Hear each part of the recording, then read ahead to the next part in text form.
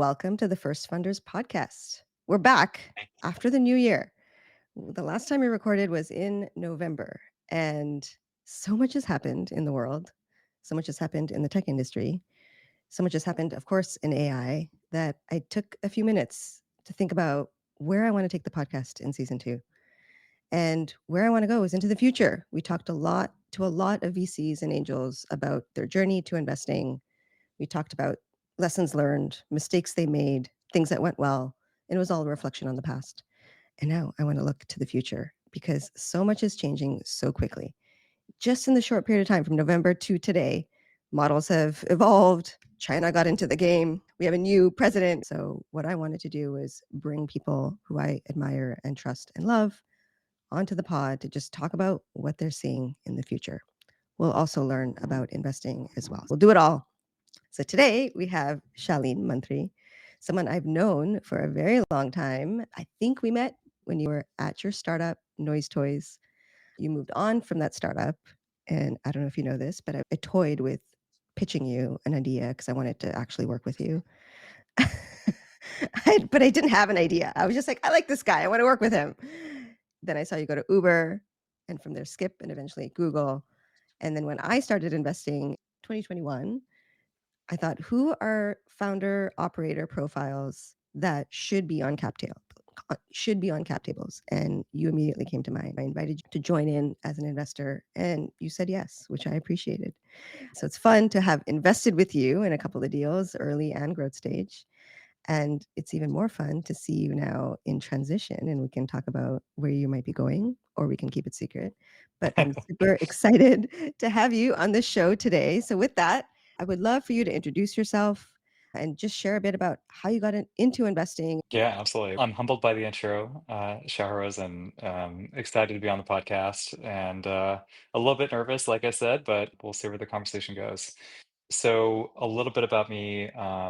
I have been in the Bay Area for a long time. I'm originally from SoCal, son of immigrant parents, and basically got immersed in sort of Silicon Valley culture at an early point when I came up here for college. And I was always beaten down. Yeah, you got to start a company or join startups. So that's exactly what I did for most of my career.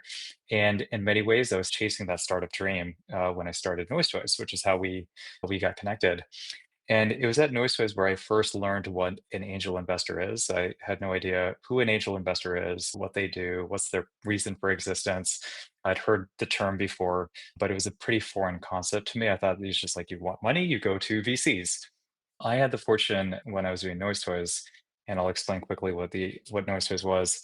Me and my co-founders wanted to connect musicians with their super fans. We found that music discovery was being relegated to listening to songs on the radio and whatnot at the time, and it was really hard to discover and connect with people like artists you care about.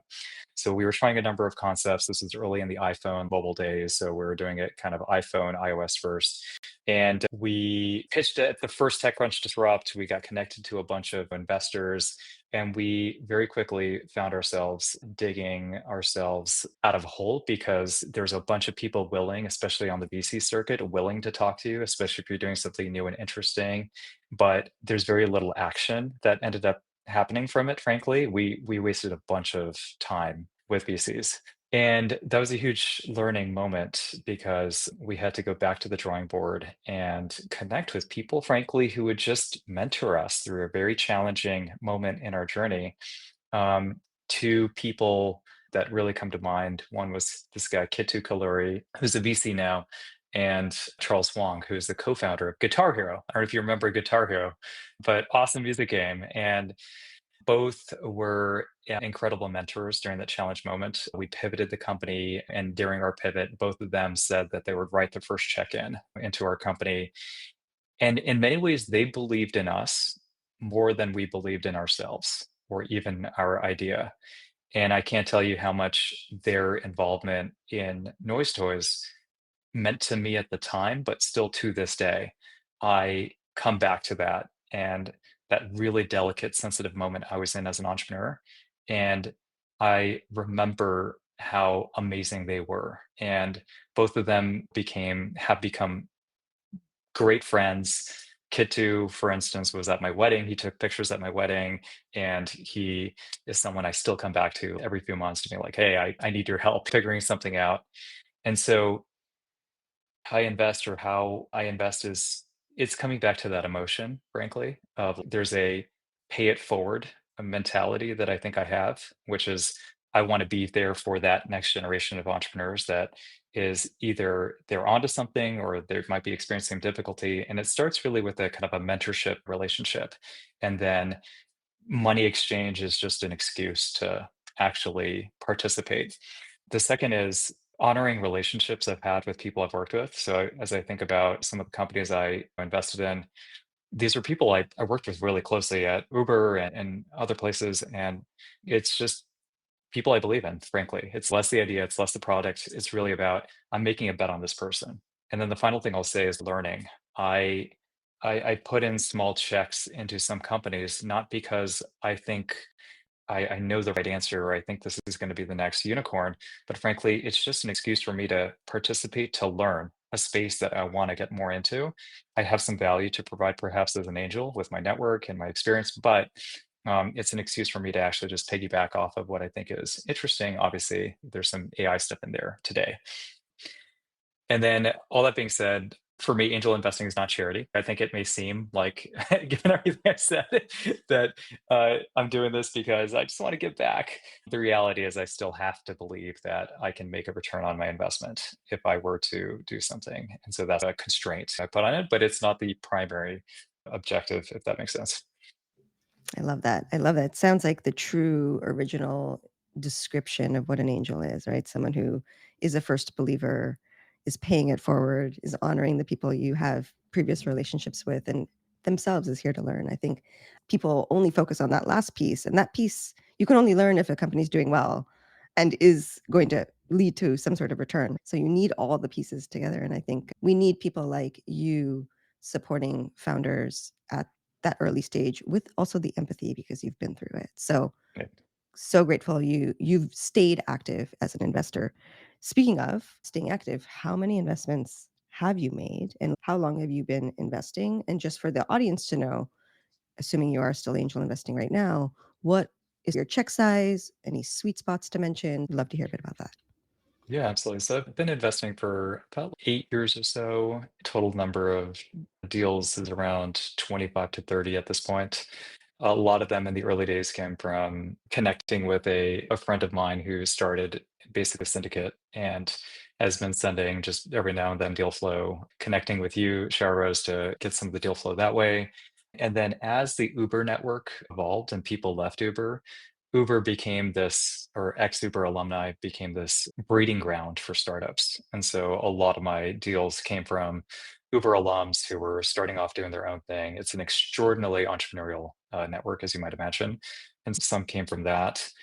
And more recently, it's been folks doing interesting things in AI, which we can talk through.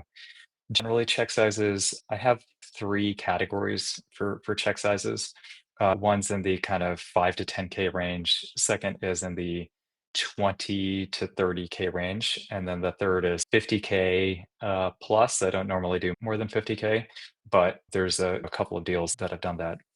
Generally, the way I think about check sizes is the 5 to 10K is it's what I was saying before. It's the excuse to just put a little bit of money in to get involved.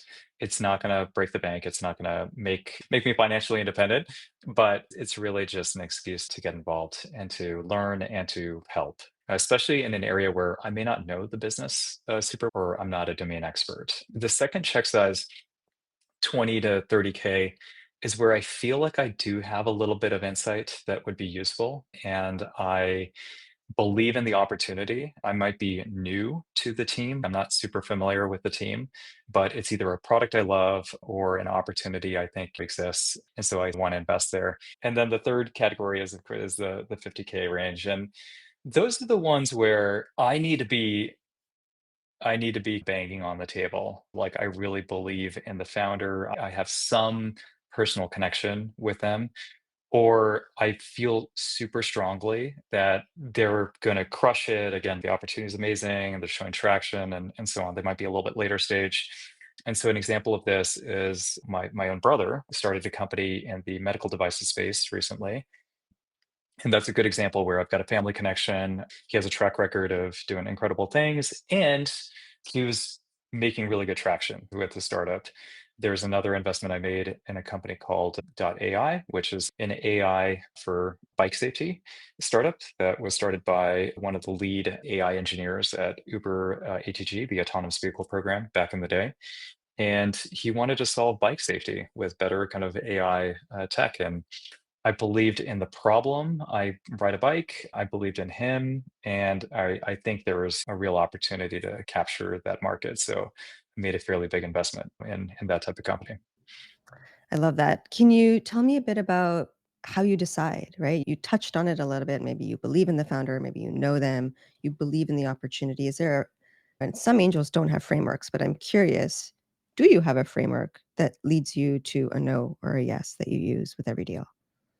I don't have a structured framework, perhaps the way a VC does. So it's not, yeah, for me, it's not scientific, like I said, it's gut. And again, if I were to classify the things that come to me, it's either I know this person. I literally know this person. I believe in them. I think whatever they touch, at some point, they're going to do well, and I want to make a bet on this person. Um, and then the other category is I don't know the team. I don't know the founder, but I believe that they're doing something or have some insight into how to attack a space that is truly unique and differentiated, and they're going to be successful that way. And I think keeping it simple, just like that, right? And not trying to overanalyze, frankly, the deals, because I feel like there's that. Remember that story or that anecdote? There's like a monkey choosing bets in the stock market. If like a monkey randomly chose stocks to invest in, it turns out that they would do better than the average like mutual fund manager. I'm probably butchering this, and that may not be true at all, so please don't take that verbatim. But the point is, you just have no idea. Chances are most of these companies are going to fail, and you can try to play Midas and touch one and you think it's going to do well, but no one knows. I don't know. Yeah, no, we don't know, and neither do professional VCs who've been in the game a long time, even if they That's say they know. comforting. Yeah, yeah. I love that, I love that. When I was also sharing investment opportunities with you as an angel, my first focus was, do I know this person, and have I seen them over the years execute in a way that gives me the confidence and sort of mitigates the risk on the people side? And so I love that for angels because you're not doing this full time. Putting some elaborate framework, again, is for what, right? We're here to support what we believe in. And so I think this guidance of keeping it simple, especially when you're doing it on the side, is spot on. I love it. Thank you. What's coming up for me is a question that you mentioned Uber. You were there 5 years into the journey of the company, and they're during the early days, really, of scale from, Yep. and you can correct me, right? Okay, so having been a part of a prolific venture scale unicorn that some argue didn't need to be this way, but achieved the outcomes that we all look for in a breakout company. How has that experience influenced how you invest or how you think in general? Is there anything there that would be worth sharing for people who are thinking about investing? Because you lived the dream. Yeah. I don't know if it was a dream at the time. It was very hard and it kicked me in the ass over and over again. But it was the most formative professional experience I've ever had up to this point. Yeah. And look, like Uber, when I joined, the reason I joined is I really felt like it was changing the world and it had the potential to change the world. And it was cool from a consumer standpoint to press a button, you get a black car, right? We all loved that. That was incredible. It was really cool. But I think once my eyes opened up to the, oh, wow, this could actually create opportunities for millions of people and bring flexible work options to them in places, not just the US, but places like India and emerging markets. That for me was a game changer in how I thought about the company and its potential. Now, I was employee somewhere between employee 300 to 400. I was in the first couple of product managers at the company, and I came into a crazy moment in it very early 2014 when it was transitioning from mostly a black car company to UberX was growing rapidly. City growth was going exponential, going international. China happened soon after I joined. India happened soon after I joined. And then all the products you know and love, Uber Eats, etc., happened a little bit later. I guess I learned from that. I saw the company expanding before it was really ready to. And in some ways, that goes against my instinct as a human being, where I want to feel ready to tackle a challenge before I go do it. And this was a constant state of ship, launch, go before you're ready for it. And you know that if you do that, then you'll respond to the updated context and then you'll figure out what to do. And it required an immense belief in yourself that you'll figure it out. It required incredible trust with your teammates that you'll be able to figure it out together with your team, and it required a leap of faith that this is going to be better for achieving the mission, achieving business viability, and so on and so forth. Um, there were some anti patterns from that experience as well, which is part of doing things before you're ready is a lot of it was VC funded. And capital was cheap at the time. And what investors were telling the leadership was, yeah, keep growing, growth at any cost, it doesn't matter. And we had very few financial controls in our, maybe literally, but I'm not as familiar with that, but figuratively, right, in decision making. When I was deciding to build a feature or product, the cost was not a thing we thought about. It was like, is this cool? Is it going to make the experience better? Is it going to help us grow? Then, yeah, just go for it. And that I think, as it took years and years to unwind or pivot that culture. And it's amazing how much, though, the company became what it was because of the venture dynamics. And that's something that is a really relevant question, I think, for the next generation of entrepreneurs in the environment we're in, which is how much do you shape your company after the dynamics of like where capital is cheap and the liquidity exists versus you just go your own path? I don't know if I have the answer, but I do look for signals of how my portfolio companies are grappling with that. I frankly don't go too deep in it, but it is a question. And meaning you are curious about whether they're adopting the growth at all cost mindset, and are you advocating for it, or are you at least hoping that there's a middle ground, or not even going for it? Like, where do you land now that you've gone through the journey?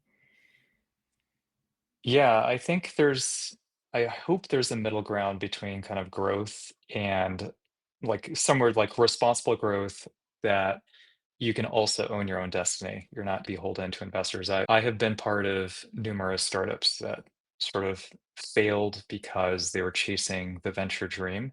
In fact, the company I worked at right before joining Uber basically had grown too quickly because VCs wanted it to grow and it started running out of money, and they had numerous rounds of layoffs. I was one of the people who got laid off from that company, and then I applied to Uber that night. I got laid off, and yeah, the rest is history. I haven't told that actually publicly to many people, but it's a thing we can talk about some more. Anyways, coming back to it, I think there's a balance between growing before you're ready and really reaching, and actually ensuring that you're doing it for the right reasons. You're doing it because to learn, because there's a window, or because you see the competition in the rearview mirror and you just need to be first. There's a first mover advantage. But growing because that's what VCs need to see in terms of traction. We've all seen the story. We know that's how this ends. And so I if I see that in some companies, if I see, for instance, its valuation is starting to get out of control because everyone's chasing after it, I run the other way. I'm just like, I don't want to be a lemming. I don't want to be like everyone else. And even if it's a company that I believe in and subscribe to, it's just not who I am and how I think I want to invest. Thank you for sharing that. I was out with the flu last week and I binged on Super Pumped. I got through maybe 1 or 2 episodes of it, and then I couldn't watch Yeah, the rest of it. that's what happened to me the first time when it came out. I was like, "I can't watch this. This is too close to home." But I got through it, and whether it's capturing the truth or not, I can get a sense of the main theme here through that and then through you, which is move fast, break things, which everyone talks about. And so I'm always stuck, right? Now that I'm a venture investor full time, that model has played out and led to failure and led to success. And Mhm. so, what are the examples of disciplined growth that you're Yeah. talking about? And do you have any? I'm curious if you do. Because even just the little things that you like you said that like for the right reasons, right? And so for a founder to discern what are the right reasons for growth, okay, this time we're learning. Okay, this time we're going into a new market, but the margins must remain or we pull out. Like things like that, I'm thinking, right? Is that what we as investors want to impart on the next generation of founders? Because the capital is no longer in ZERP era and it has to perform. And so is it about risk mitigation or is it that it has to perform and we still do move fast and break things? Like, I'm not Yeah. sure. It's such a great question. I wanna caveat what I mentioned by saying, yeah, like you said, there are probably scenarios where you want to support a move fast because the market is closing or the window is closing. And now coming back to Uber, if it were more disciplined, it's very possible that Uber wouldn't be alive today because it would have gotten regulated out of existence. And so if you take the venture dynamics out, there was a moment where what Uber was doing and what Lyft were doing was in a legal gray area slash clearly illegal in certain markets. And it had to go quickly to capture consumer hearts and minds in order to even have a company at the end of it. I think it's important to acknowledge that there isn't a one size fits all thing here. And in a world where a company is truly disrupting, either with a new product, a technological innovation, a new business model, there may need speed, might be a critical enabler for long term success. And it's important that the venture supports that and is aligned with that. Now, the other thing I'll mention is I think sometimes venture money and even angel money chases after companies because of early signs of traction. And I found it's really important to be honest. Does a company, does a team have product market fit with their V1 product? And it's so easy to either just again follow the leader. Oh, there's a lead investor, they believe in the team, the company, et cetera, and will invest. It's also tempting to see early signs of traction. Oh, look at this exponential chart or some kind of cohort analysis retention thing. But to lose sight of basic frameworks like crossing the chasm, I'm a huge fan of Jeffrey Moore and the crossing the chasm framework. I think it stands the test of time as things go. And this idea that technologies have an adoption life cycle, and if they're disruptive, like they'll first start with like enthusiasts who just want to play with tech. They'll go to visionaries who are willing to bet on the future vision of a tech. There's this big chasm before you reach pragmatist buyers who will pay for something because it has value and they'll share it with their friends and so on. And then you hit the mainstream. And what ends up happening is VCs and investors are in that visionary segment. They like see the future, they believe the team, they know this is like the way things are going to go. And then boom, there's like this chasm that a lot of companies fail um, because they think that their early traction is actually a leading indicator of mainstream success. But in many ways, those audiences can be different. And I know you have a marketing background, so you can probably speak better to this framework than I can, but that when I learned about that framework, it really stuck with me because I've really taken my own I know that what kind of buyer I am when I look at technologies. I'm a pragmatist. I'm not the kind of person who's going to be first to try technologies, which is weird to say. I feel like that's not a cool thing to say if you're in the Bay Area. You always want to be like, oh yeah, I've got the latest like gizmo gadget and I'm on the latest using the latest LLM du jour. But I am very much a pragmatist buyer. And because I'm a pragmatist buyer, I have an instinct for what actually could cross the chasm and become more mainstream. Because I know if I see it and something has utility and it has value, I'm probably not the only one. So I try not to get too excited about signs of traction early on, but to really think about, okay, let me place myself in the customer's shoes, or even just imagine I'm the customer. Would this solve a real problem for me? And that's the lens I look at. I love that. I love that, and I can resonate with that too. In some spaces, I am also a pragmatist, and in other spaces, I'm an early adopter. And so I know what you mean when you say, okay, as a customer, is this a value? Would I be willing to pay? And evaluating opportunities and new technologies in that is we can only bring what we know to the evaluation of an opportunity. And you're doing exactly that. I want to jump ahead to now. This has been juicy conversation on what you've learned, right? And so having been someone who's gone through the founder journey, gone through the early days of scaling a unicorn, then going on to starting a new unit at Google. Oh, and I skipped the opportunity, the time when you were at Skip also, which is like all of those experiences have really shaped you to see the world in a certain way. And I want to look to the future now. So, as someone who's been a product leader across that journey and someone who now is an expert in the mobility and transportation space, let's talk about that. What is the future that you now see, whether it be in the product space, mobility, transportation, that you are excited about? Say a 5 year, I'm not even talking out way, way out because I think things are changing so fast. What does the world look like to you from where you stand in 5 years and 10 years? Yeah. So we can break this down into, let's call it personal mobility, and then we can talk about the broader transportation logistics sort of industry.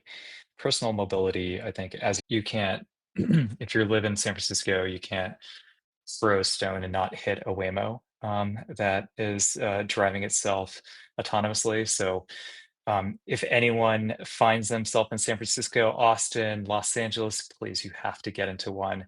It changes your whole perception and understanding of what the future of personal mobility could look like. And it is very exciting to see a technology that has been in the works for many years, has gone through many cat lives of being like, oh, I think we're there, but no, it just dies. And it's finally achieving some inflection point of scale.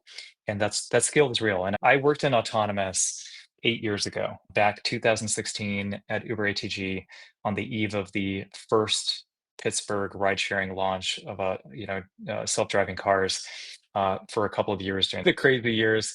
And at that time, it was a technical problem. It remained this is an unsolved technical challenge to have a car that could not just drive itself, but it actually can demonstrably prove the safety case way better than humans on the same roads that humans drive on.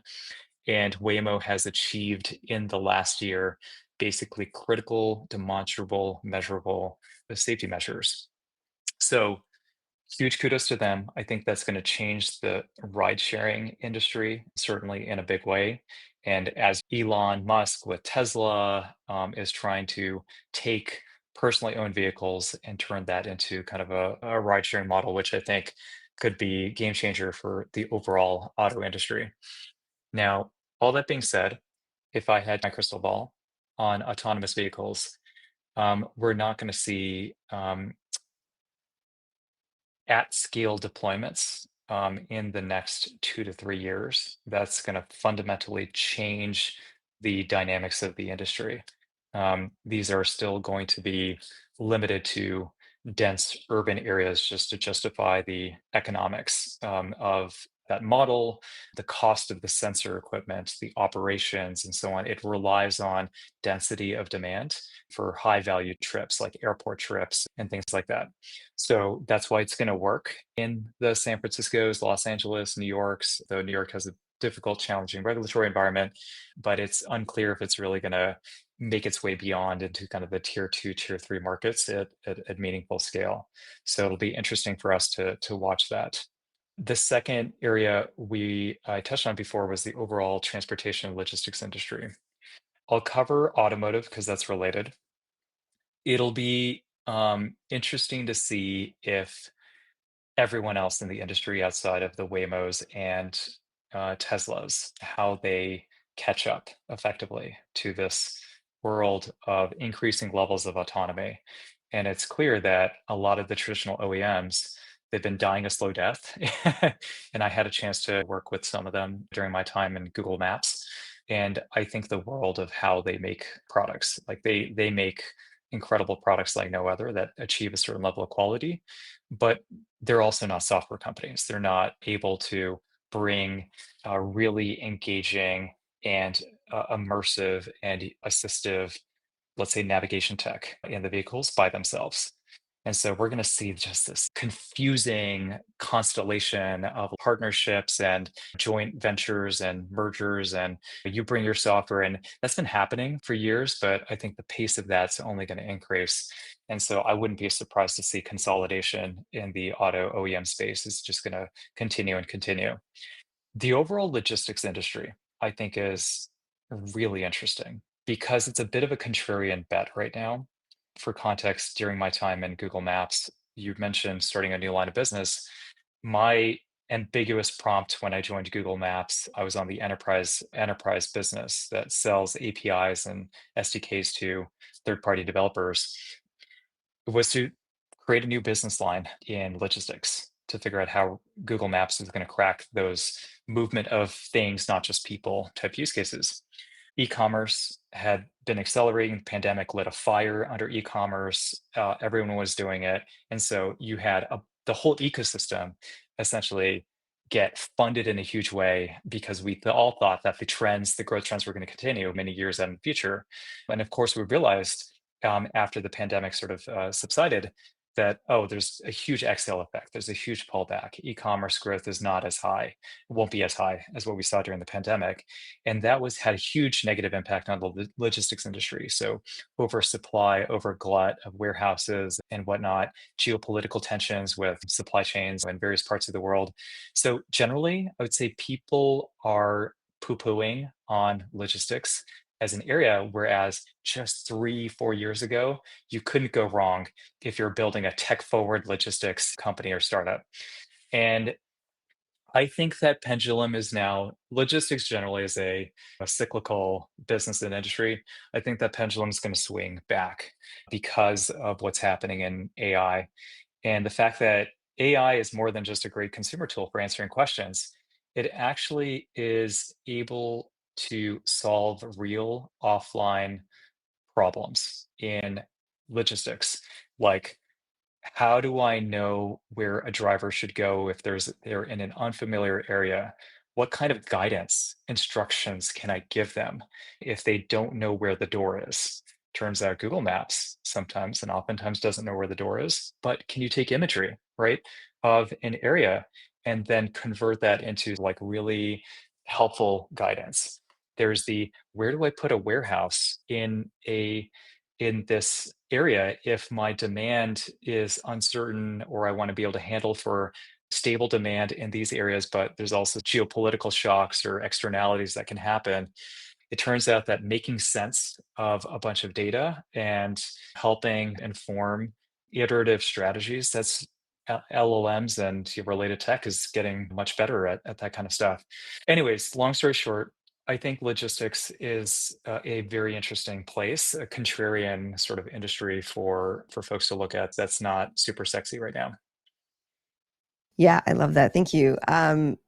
Curious about from your journey, were there any bets that you took in the mobility transportation space or bets you took as a product leader building your teams that you were like completely wrong about that we should know? Yeah. So you had mentioned I worked at Skip, and the big bet I would say generally for a lot of us as either investors or operators was micro mobility was going to be a it's going to change the world. Everyone's going to want to jump onto a scooter and then ride around and do all the things to go grocery shopping, go see friends, go be a tourist, or even just as a commuter, like from the train station to your work.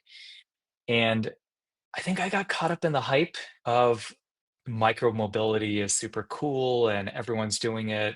I got caught up in the buzz around the form factors becoming more interesting, safer, etc. And there's a coolness to working in that industry at the time.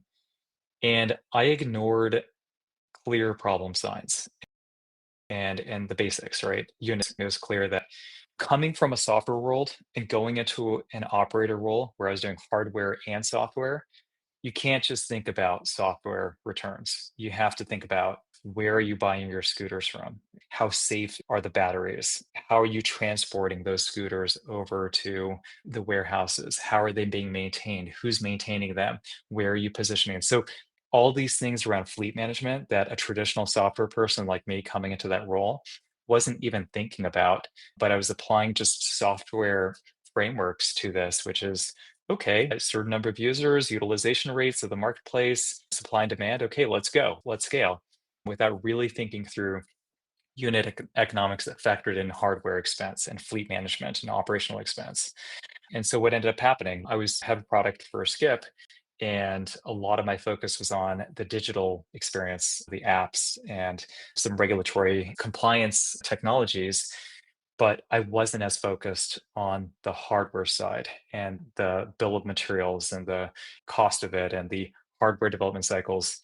And we ended up just running out of money. We just didn't have a good enough product and good enough scale with good enough economics to really survive through what ended up becoming a difficult environment. And to our point earlier, a lot of the traction that most companies saw in that industry was not because of fundamental consumer behaviors, it was because of venture dynamics. It was also weaving in a lesson I talked about earlier around crossing the chasm. The mistake I made was to assume that early adopters of these new micromobility vehicles was a leading indicator that everyone was going to do it. And yeah, I was doing it, but maybe I was actually more of an early adopter for this thing and willing to take the risk of riding a scooter and getting hurt and riding in the same lanes as cars. But most people aren't willing to do that. It is just way too unsafe. And so I think when I put the blinders on to things that I just told you I would normally do, like that's why bad things happened. But I learned a lot. And we learn the most through these experiences. I love the insight that this wasn't just a software pure play, and the chasm was really big. I think, honestly, I've never been on any of those scooters for the exact reason about safety. I don't wanna ride along. I've never biked in the streets. It's just not Yeah. my thing. So, I think there's so much wisdom in that journey. We actually one of our early interviews was with Amit Kumar, who led a Yeah. couple of the rounds, and he was like, "Yep, I was all bought in," and we all got excited for sure as investors and as builders. Yeah. Let's talk about AI. You've left Google recently and you've been building. You've gone back to coding and learning going deep into AI, building some prototypes and products, and you've really got a sense of where things are going. You've mentioned AI a few times, and this is the meat of the convo is like, would love to hear based on the ecosystem that we're seeing today, right? We've got the foundational models, we've got the compute side, we've got these native AI apps, we've got new players that we didn't know were going to play in the space. And what do you think now? We're talking about again the future. What are your hypotheses about where there are startup opportunities? And you can speak from a founder perspective or an investor perspective, because I'd love to hear as someone who's gotten their hands dirty more recently. I will say, preface everything I'm saying by saying I'm not an AI expert and I have not been working in the AI industry for years and years. I do not have a PhD in AI. That said, like you said, I have been spending a lot more time just immersing myself, not just in the news, but really actually as a practitioner, building a RAG app, retrieval augmented generation. So using kind of vector DBs and LLMs to provide a better search experience on your LinkedIn network. I took an AI boot camp that was meant for software engineers, but as a PM, I thought having the technical grounding and catching up, frankly, into this confusing array of tools and knowing when to apply which tool to what type of task for what types of problems. I think for anyone in a product building role it's a confusing time to really make sense of it. So all of that has been super helpful. A couple of kind of thoughts. One is it is really difficult to keep up with the latest and greatest. And if I were in a full-time job right now, it'd be nearly impossible. Yeah, I think it's more than a full-time job to actually truly understand what the frontier is and where it's going. And this is the challenge I have today, and I will say it's an unsolved problem. I still find myself every day waking up to the news being like, oh, some new agent SDK got released by OpenAI just yesterday. I want to go try that. And it's changed the game in many ways because I tried building an agent experience and there's no good frameworks for it.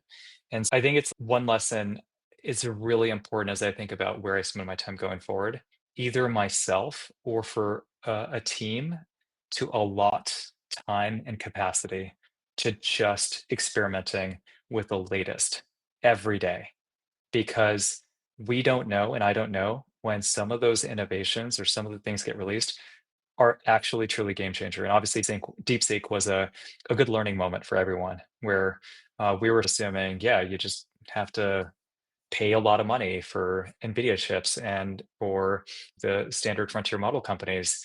But turns out you can just take this model and throw it onto your own servers, do inference on it, and boom, you can get up and running without having to pay money to anyone else. And so I think that was game changer. But there's basically going to be every day a new game changer.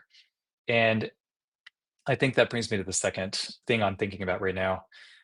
And you and I talked about this, I think, a few months ago. It is super confusing to know what truly defensible moats look like in this world when the underlying platforms that all startups are now depending on basically are just getting disrupted every single day. Anthropic's releasing something, OpenAI is releasing something, DeepSeek is releasing something. There's going to be some new lab out of China or India or somewhere else that's basically going to release something tomorrow. And you're, as a startup, building on top of those things.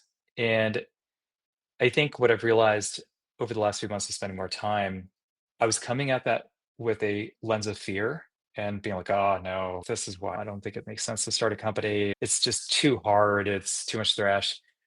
But the more I've looked at it, I actually think this creates insane opportunity to go up the stack to the application layer to revisit assumptions that, let's say, companies with more traction who got that traction in a world that was pre LLM or on earlier versions of LLMs.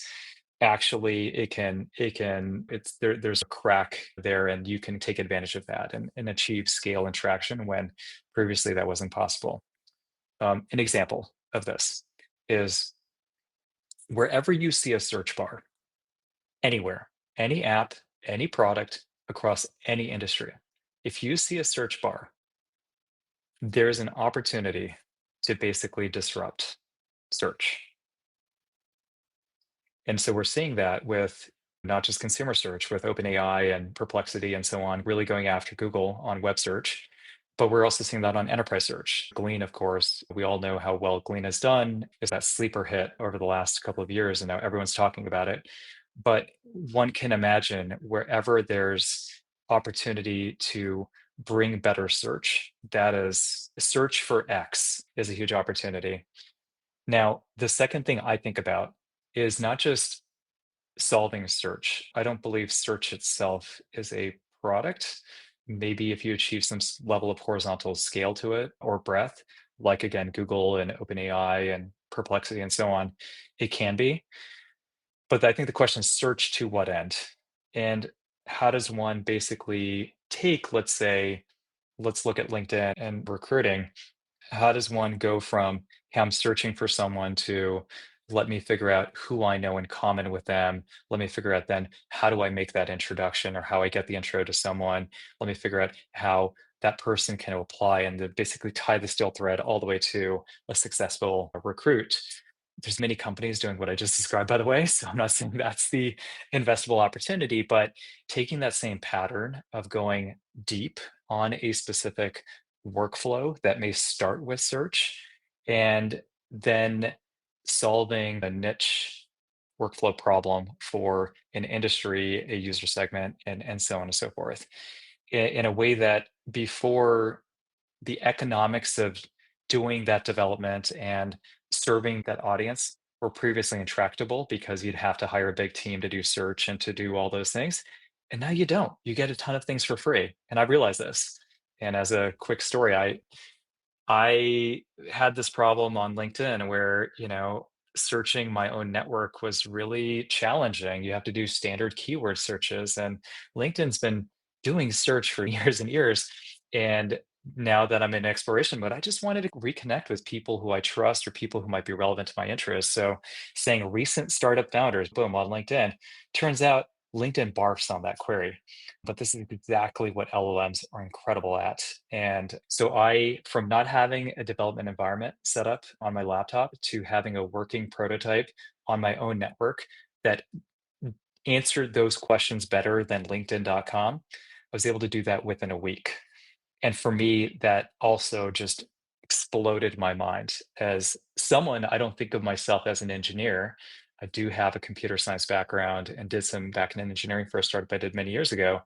um, it was a holy shit, the game has changed. Cursor, amazing, obviously. If you're not using it, use it. But every person who has an idea will be able to quickly test it without needing to hire a team or to build a startup. And that was incredibly empowering. And so I'm super excited about a lot of the people that are building the tools to democratize going from idea to product quickly.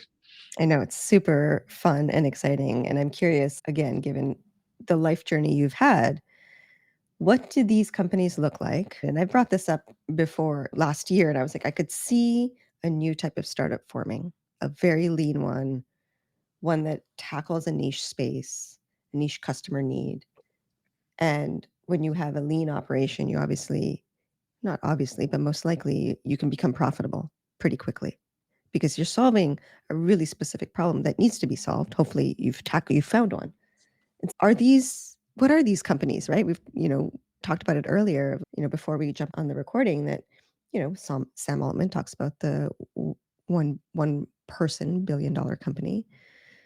Is that what you're seeing the path for yourself or other founders? Where did these companies grow? Because you've been inside multiple venture-backed startups that achieved scale, but they were heavy. They were big teams. And as these teams get smaller and the problems get smaller, what kind of company is this to you? Yeah, it's incredible to see what a small team can do. And I was talking to some of the folks at Perplexity recently, and what they're a $10 billion company or $15 billion company, but only 120 people. So we're not quite at the one person, $1 billion company yet, but given where things are trending, it's not inconceivable to think that could be possible. And the big reason for that is we're talking about software and development is just getting eaten up. It's getting eaten alive. I think it's Dario from Anthropic or Sam from OpenAI that's talked about, look, by the end of this year, these AI software engineers, the AI coding assistants are going to be able to replace software engineers. Now, I will say today, it's not there. Even as a PM, a technical PM, I still have to check the assistant's work and read the code and make sure I understand what it's doing, especially for high sensitivity like actions. It can still a little bit hallucinate or not give me the perfectly right answer. So I don't trust it completely. Things are trending in a direction where I might be able to trust it completely. So what that means is if you know exactly what you want to build, or I think it's called vibe coding now, you just have kind of a sense and you want to try it out. It's amazing for that, but it's not going to solve product market fit. And this is a really important distinction. I think coding assistants and everything, they're really good at doing things that people have done before. And so they can be verbose. They can make things way more complicated than they need to be. You still have to have the brains and the creativity to basically guide it and to say, this is what I want. This is what I imagine. And so product instinct has never been more important than at this moment. Like knowing what to build and what makes for a good experience and simplifying and focusing these assistants that could go in a bunch of different directions. If you wanted to do something, it'll do it, but it'll make it 10 times more complicated and do 10 times the functionality. And what you get out of it is a Frankenstein sort of response or a tool, or you can imagine like you can build an entire company and a bunch of systems like by just like snapping your fingers. And every startup, a lot of startups are going to be building the next company builder template, like press a button and a whole company gets formed out of it. But because of that, I got caught up in that wave of thinking, oh gosh, like traditional product development is dead, and even product management as a discipline is dead. But I've actually turned the other way, and I've realized that truly focusing and clarifying and simplifying the problem for and whatnot is extremely important. And that comes from people, that comes from humans, at least for now. Who knows what happens a year from now? I know, right? Yeah, I think what I'm realizing is that kinda like what you said, like, nothing can replace product market fit, and you only get product market fit by really understanding the problem and actually having a 10x better solution. You can you only that's like the genius work is like, what is the solution? Now you can tell Cursor to make it, and you got it out in market more quickly than you would've. But if the input is wrong, the output is wrong.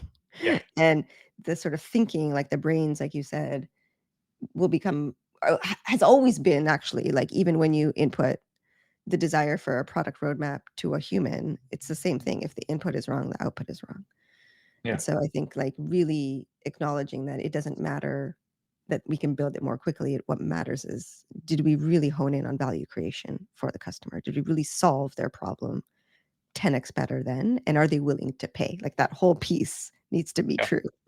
So that's great. Like we're on the same page there. What I'm curious about is this idea of replacing software engineers. I've had this conversation with my husband. He's a software engineer, and I'm like, "What are you going to do?" And I don't believe that we're going to be replaced because of what you just said. Product-minded thinkers, probably engineers that have more product-minded thinking will be more valued. But his thought and sat with me really well was we live in a capitalist world. We'll just build more. Like we'll just keep building. Like we're just going to be moving faster. And so we're going to need software engineers to take on the new projects, to define what we're going to build and how we're going to build it, and to tell the tool to make it. What's your take now that you've heard this? And maybe even comment on the product management piece a little bit more. Yeah, this is such a fun debate and question, and I've honestly flip-flopped a bunch. I look at what Dario says, and a AI is going to get better at most people at most tasks, basically by 2026 to 2000. So, hey, world, wake up! You might be out of a job, and the labor market has to account for this. We're talking a year or two from now, like not 5, 10 years from now. So that I think instills a lot of fear in a lot of people, including myself, around our job safe. And honestly, that was a fear that I had at Google that, hey, I'm doing my job here, but gosh, where is this going? And how do I need to account for that as a product leader?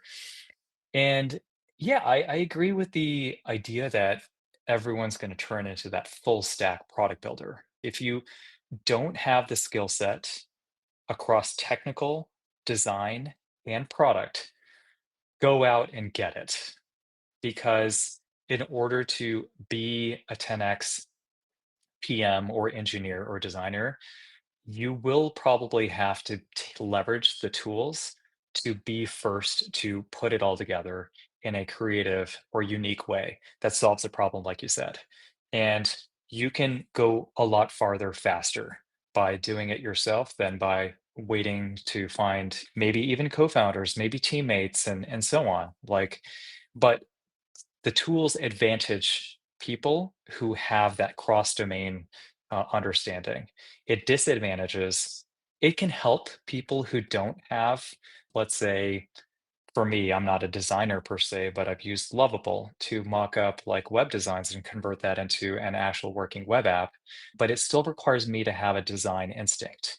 So if you simply do not have a design instinct or an engineering instinct or a product instinct, I think you're disadvantaged in this world where truly cross specialty people can actually move faster in building things. Now, this question of are jobs going to be replaced, are software engineers going to be replaced, and so on. I think I agree with your husband. I want to agree with your husband. Let's put it that way. I want to agree with Rocky. I think it's a yes and. the average engineer that prides themselves on really being a .NET specialist. I've done .NET, development for many years. I'm an expert at Java or Python, etc. That is not a differentiator. If that's what your resume says, those jobs are very much at risk. But if you have some track record or desire to weave your engineering understanding to solve actual real world problems, and you've done that and you've gone through that journey, then I believe the tools will lend themselves to that Jevons paradox that I don't know how to pronounce it, but everyone's talking about Jevons paradox, where the more easy something becomes, the greater the supply of a limited resource. It turns out that demand will follow and more things will happen. I'm totally butchering the definition of that, but it's like what you said, where because the tools have become easier to use, more stuff will happen, more startups will get formed, more things will get built, more niche audiences are going to get served. And when that happens, there's greater overall economic value created in the ecosystem than what we have today, and greater consumer benefit and greater value to be captured. So I think that's going to happen, but I think it's going to happen off of, let's say, the top 1 to 5% of people in engineering, in design, and in product management. And so coming back to myself as a PM leader, I've realized it is not good enough to become a good PM. Like, I have to continue honing my craft to be a great product thinker and to practice and to try and to keep iterating. And there's a world where I've done product management for 15 plus years. And yes, I was ended up as a director at Google. And one would say, oh, you've made it. Now you can get any job you want, and so on and so forth. And it turns out when I started talking to some people in the industry, they're like, oh, we don't normally hire people from Google because you don't know how to get things done in the real world. I was like, oh shit. Google's become like Oracle and Microsoft. It actually has a negative stigma because at a certain point, you get promoted enough, you actually are managing, you're communicating, you're dealing with stakeholders, you're doing all the things that a more nimble startup that's building off of like latest AI doesn't even have to worry about because they're smaller teams, to your point, right? They don't need to become a big bureaucratic company. And so I realized I was becoming a worse product leader every moment I was spending at a big company. I was becoming a worse product person. And there's a parallel universe where if I didn't leave Google, I don't know if I'd be relevant in the pace of how things are moving and how even myself, I need to pivot. I think my job is not to manage teams. I was managing big PM teams, but I am perfectly fine now being an IC. Anyways, I threw a lot at you, but it's not going to wipe out these jobs. But it's the summary is it's not going to be good enough to be good. You have to truly be great at your craft and then also have decent coverage and instinct across the other disciplines that make or can seed a great product. For sure. I hear that. I hear that. I think we're all required to upskill and go horizontal and become a super version of ourselves Yeah. in this time. Love this. Thank you. When you think about now with your angel investor hat on, what are the opportunities that you're excited about that you might have already made in the AI space that you could mention, or where are you looking to invest now, given everything that's going on? Oof, this is the $1 trillion question. I love it. Hard hitting. So I will caveat saying I don't know. That said, I think a lot of what I'm doing is just learning. I take investing right now, as, again, coming back to that framework of yes, I want to see an ROI on my investment, but it's about supporting people and teams and also learning and whatnot.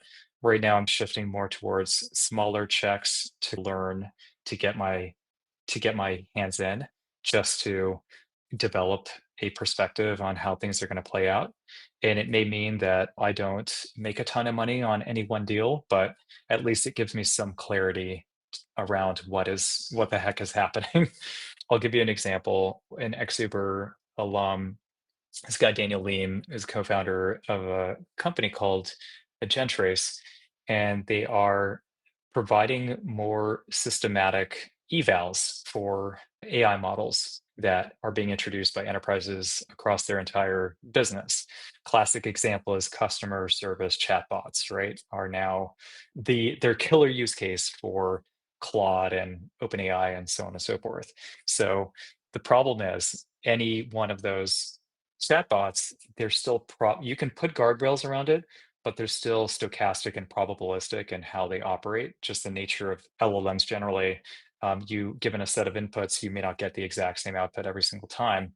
And this is a big challenge in the industry. And it turns out that in autonomous vehicles, we had this challenge 8 years ago. Basically, the autonomous vehicle is a black box. It's this ensemble of AI models that are chained together from perception to prediction to motion planning to vehicle controls. And then many times per second, the the vehicle is sensing, it is predicting, it is planning, it's taking action.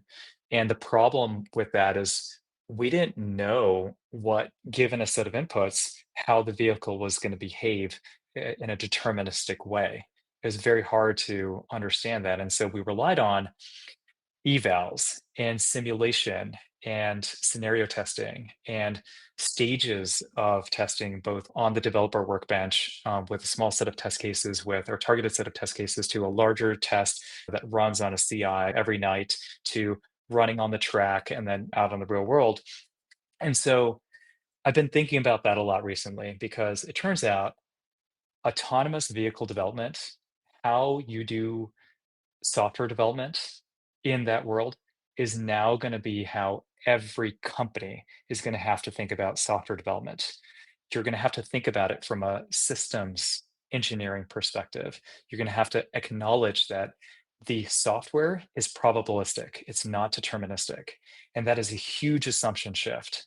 That means that you're going to have to get a lot better about testing and really documenting, given a set of inputs, what you expect as outputs and then holding yourself accountable to that because you never know if you leak to DeepSync or you change it out with Claude, like very low barriers to entry and switching costs to switching your underlying model, but it could really affect your performance or how you expect your software to behave in really hard to understand ways. So, anyways, coming back to it, a company like Gentrace is the key light bulb moment was saying, oh shit, this company is doing something that we had in autonomous vehicles and we spent so much time doing. And then it was another realization, oh shit, everything we did on autonomous vehicles, like everything. Let's just imagine a world where that is how software development works for now. Every company across every product they build. What does that mean in terms of the opportunities that are going to exist, the investable opportunities? And I don't have the answer. I don't know. And a lot of companies obviously are getting funded in infrastructure and testing and eval. So that space is starting to get crowded. But I don't think anyone's really brought it all together in a great way, or maybe solved it for niche use cases, which is what we were talking about before. You may not have to build a horizontal platform that serves everyone everywhere, but if you can really go deep on an audience that is trying to bring AI and LLMs to a more conventional software paradigm, there may be a vertical play there where you not just solve that use case, but then you build the software development platform that can enable those applications and those use cases to actually scale well for them without a lot of maintenance and engineering effort. So I know I went deep on a specific, opportunity there, but that's the type of thing that I'm looking at. You really are making me think that we're challenging first principles, right? Like how we're going to work going forward. Of course, we know AI is augmenting that, but the framework has changed, it sounds like how we approach software to your point in this AI world is so interesting to hear that it was really like the way you did autonomous vehicles, right? The sensing, the determining, the predicting, and then the executing is that I love that. What a very cool insight to share. And what a time for you to be building. I'm super curious if you think about your time at Uber, just going back again one more time, like an AI was where it is today, what would have changed? We probably wouldn't have hired as many people as we did. I think about that actually, because I'm also thinking about logistics and to your question of like how things, if you're starting from scratch, really, like how would you do it differently? It's a fun thought exercise. And I think there's the conventional answer of saying, "Well, yeah, we'd have fewer software engineers, you'd have more nimble teams like the canonical two pizza Amazon product teams, but maybe you can turn it into a one pizza team and build really quickly and go." It's engineering and development that keeps up with the pace of the business, which is super cool. Now, what's the non-obvious thing? Here's a fun thought exercise. Could Uber have launched in a new city without ever having hired a single ops person on the ground in that city with AI? And that's, I feel, such an interesting provocation because what does that mean to launch a new city? What do you have to do? You have to figure out A, where's your supply coming from? How are you going to basically hire drivers? And initially, the way Uber launched was it fixed supply. It would actually keep drivers, pay them by the hour to just be online on the Uber platform. And then over time, once density of demand came in, they could shift to more like dynamic sort of supply model and contractor based, dispatch based model. Okay, how would you find drivers? In the old way of doing things, you'd actually run marketing campaigns, you'd post things on Craigslist, you'd put flyers out, you'd literally talk to people who are working for cab companies and call them up and say, hey, come over to, I'm doing a recruiting event for Uber. We'll give you a, what if you can completely automate that with AI? And actually do the marketing, do the outreach, do the interviews, do the onboarding, do the background checks and all the steps with AI. And the SaaS tools are now being built to enable you to do that. Or you could just get Claude to code it up to do some of that yourself. Where do I put an operations center? How do I now do demand incentives and demand generation and market and find, let's say, university students and colleges who might be willing to like promote this in their things and this and that?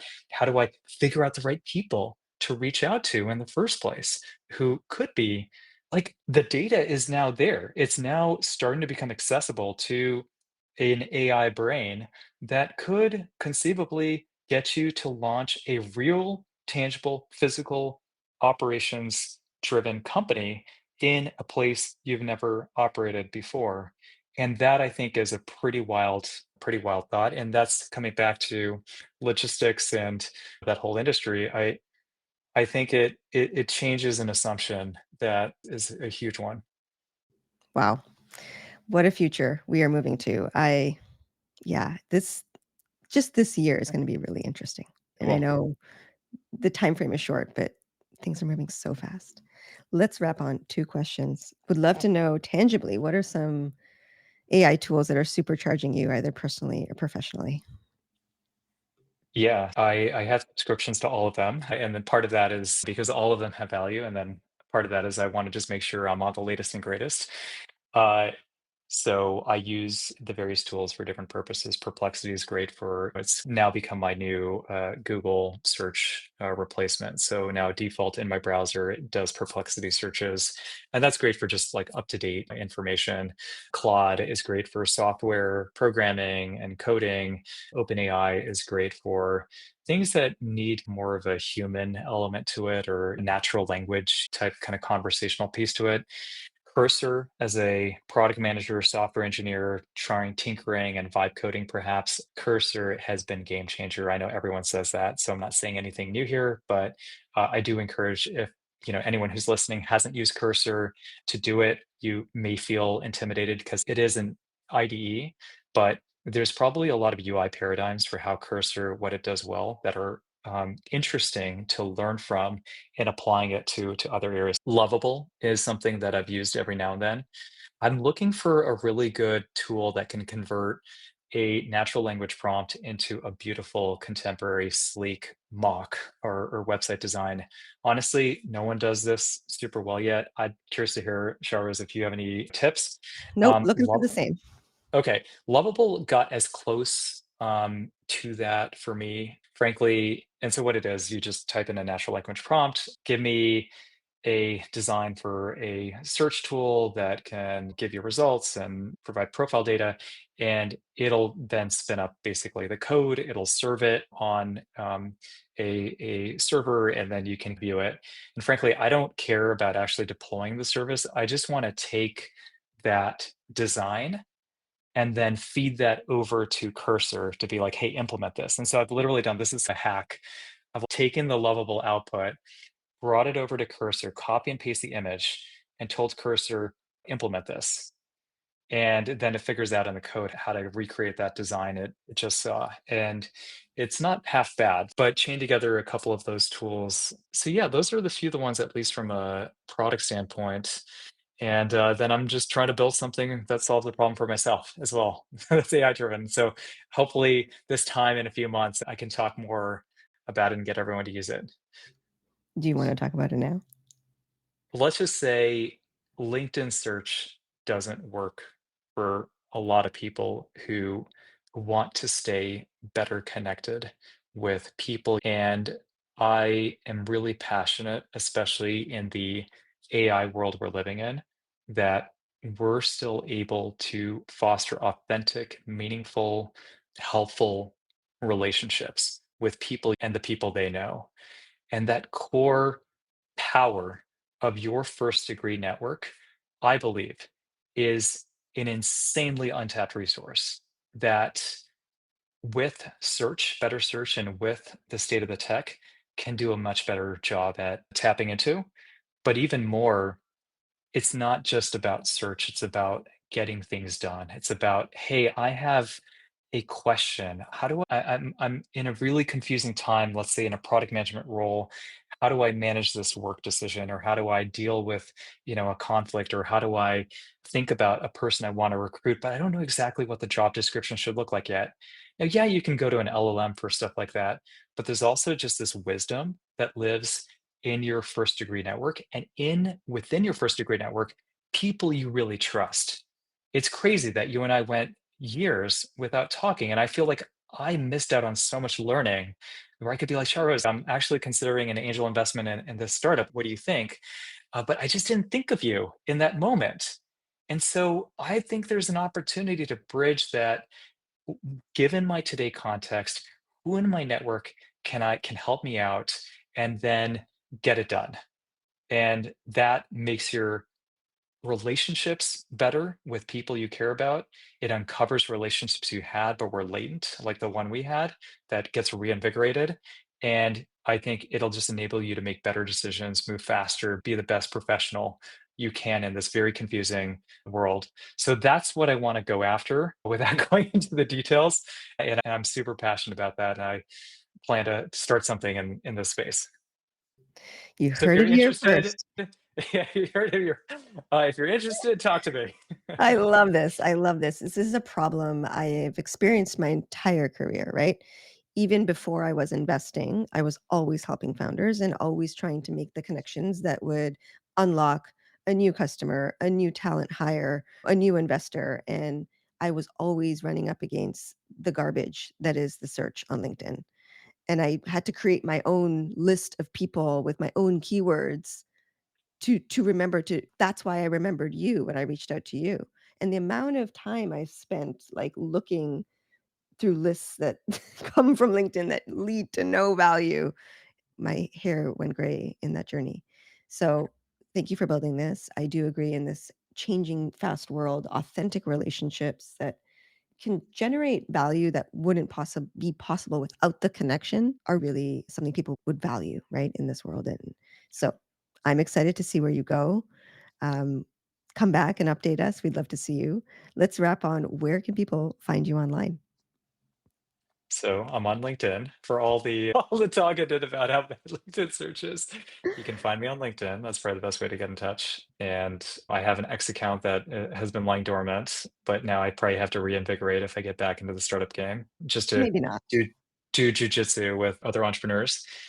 And my email, Shamantri, SHAMANTRI at gmail.com.